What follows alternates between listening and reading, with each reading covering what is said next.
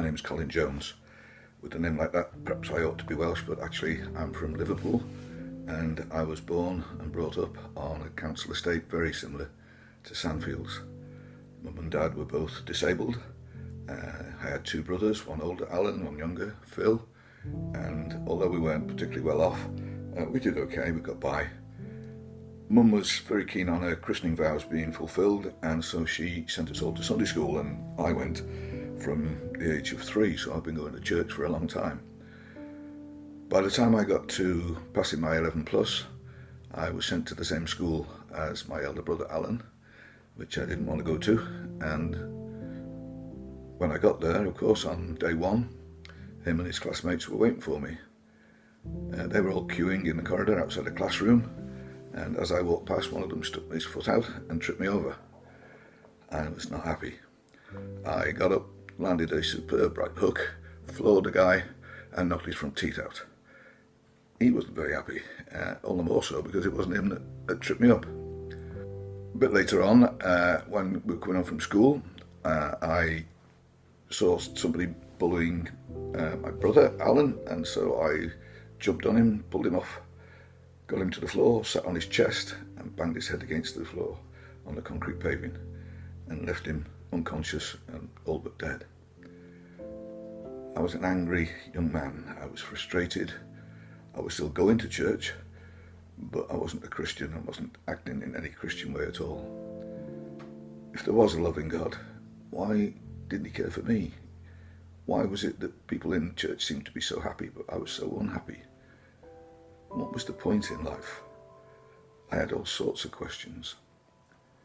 By the time I got to the sixth form, I had a Saturday job in a shop in Liverpool, and I stayed on afterwards and went to some Youth for Christ meetings in the town centre there, and that's where I heard the good news, that there was a loving God, and he wanted to forgive me, but he was also a just God, and I and everybody have broken our relationship with him through our sin, and so we deserve punishment, and the price had to be paid.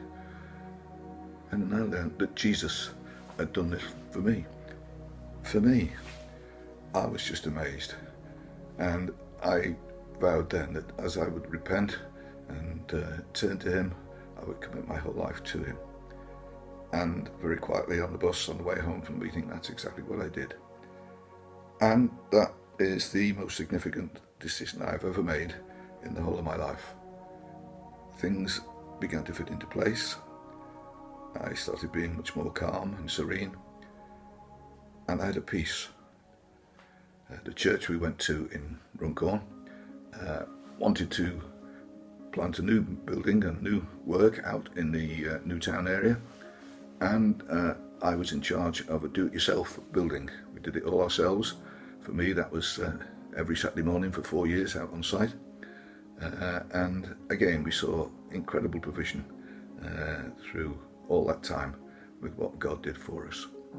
There were other highs. Marion was healed supernaturally twice, and we even at later stages built a second do-it-yourself church. It was much smaller, much more modest, but I would say that there were even bigger miracles happened there. The low point, I suppose, was when I was self-employed, and after 14 years of struggling, mostly, we actually had to give up, and we were in debt, and it was not an easy time. There was no food in the cupboards. I mean, no food, nothing. There was no money in the bank. We were actually overdrawn, and I wasn't eligible for state benefits. And we had 2 teenage daughters by then, and how do you tell them? God will provide, it'll be all right. They didn't understand. But he did, and he got us through. And in fact, it's probably one of the most fruitful times of my life. That's where we started taking groups of young people to do building work over in the townships in South Africa. And I could keep you talking all night about different stories of how people's lives were transformed, not only in South Africa, but also our young people over here as well.